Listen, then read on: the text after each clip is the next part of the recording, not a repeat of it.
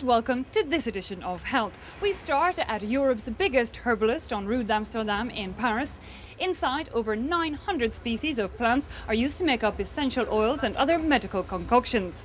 We'll be looking at them in this edition, which turns to alternative medicine as China pours some $2 billion worth into research to find a traditional Chinese cure to the new flu. Also in this edition, we'll be showing you how to get in touch with your entire body, to breathe deeper for better health, and how to relax to the sound of Tibetan bowls. All this and more, but before we get started, here's some other news in brief.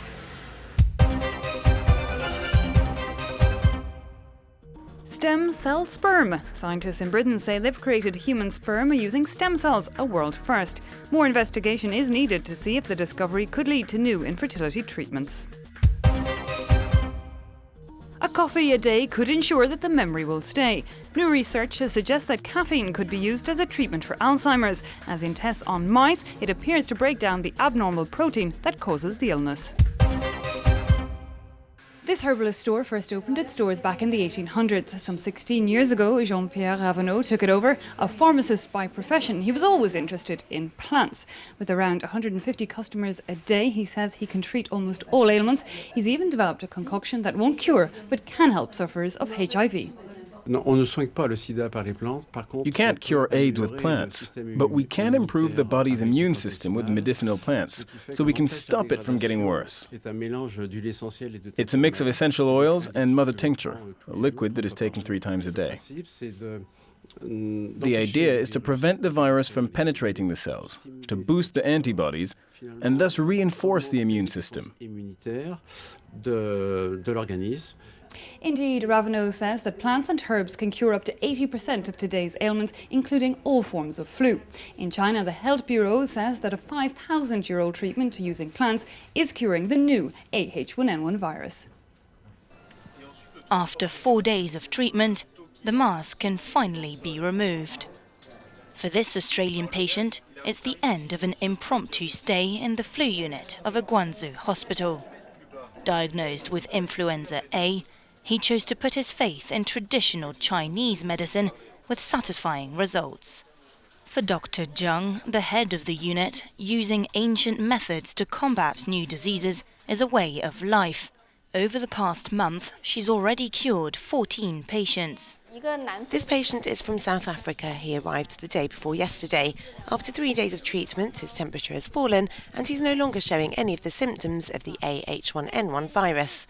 This one is an Israeli who arrived from Singapore. He was transferred here directly from Guangzhou Airport. So what's the secret of the traditional Chinese medicine cure for H1N1?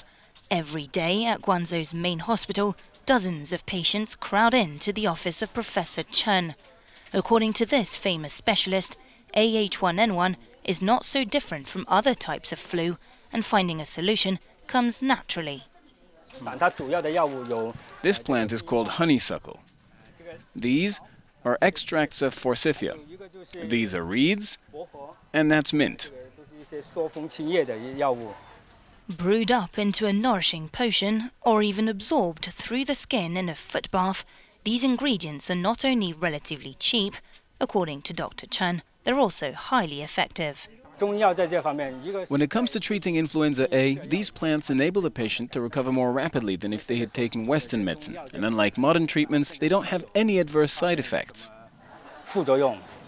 During the SARS epidemic in 2003, many patients were treated with a mixture of Western medicine and ancient Chinese remedies, a reminder that while thousands of years may separate them, there's no reason why the two traditions can't combine effectively. The most advanced treatment in Western medicine is Tamiflu, which attacks the virus directly. Traditional medicine takes a different approach. It tries to expel the poison which the virus produces, for example, by sweat. In the absence of detailed statistical evidence, some specialists remain skeptical about the effectiveness of Chinese medicine in combating the virus. But the Chinese government is committed to supporting research into such cures. Over the next decade, it's pledged to double the budget for traditional medicine. Well, we're now at Generation Tao, a centre of body arts. Here they work holistically on all of the body to maximise all of its resources. The teachers around me are practising Wu Tao, a dance which awakens every element of the body, one in which we become aware of every gesture, every nerve, every bone and every breath. Indeed, at this centre they breathe new life into breathing. Behind the breath is a pulmonary respiration, which is the beginning of a circulation of the body's fluids, and thus of its energy, if you like. If the cells in our bodies are no longer free and fluid, the physical, organic exchanges in our body won't work so well. And so, that will lead to a disorder, if you like, a degradation of our health, thus getting sick. Keeping all our cell membranes flexible, clear, and fluid by our movements and emotions is the gatekeeper of our health.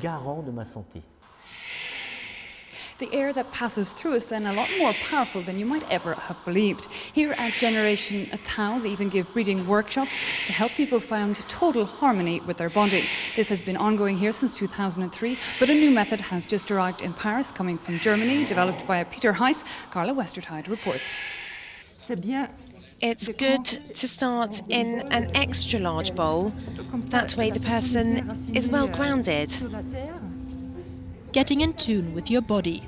Here people are learning how to give sound massages, a method developed in Germany in the late 1980s. The theory is because the human body is made up of more than 70% water, the vibrations from the ball act like a traditional massage.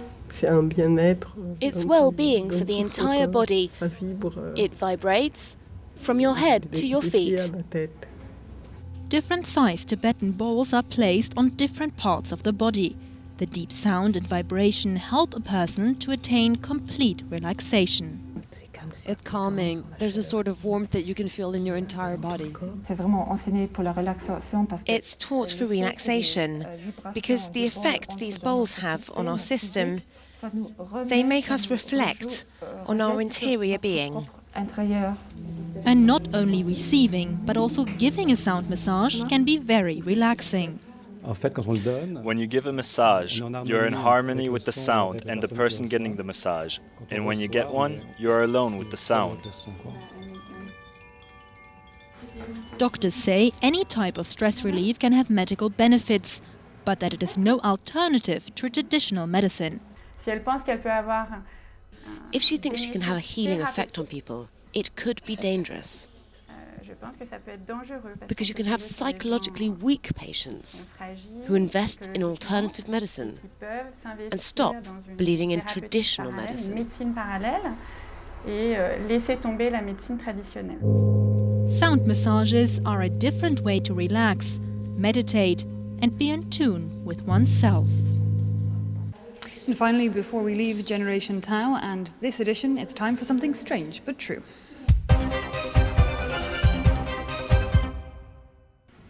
Adopt a frog and stop the spread of dengue fever. Yes, indeed, that's the unconventional idea offered by a town councillor in Argentina who was handing out hopping mosquito monitors. The frog's appetite for disease-carrying mosquitoes means the long-legged creatures are being seen as one of the better ways of fighting the epidemic.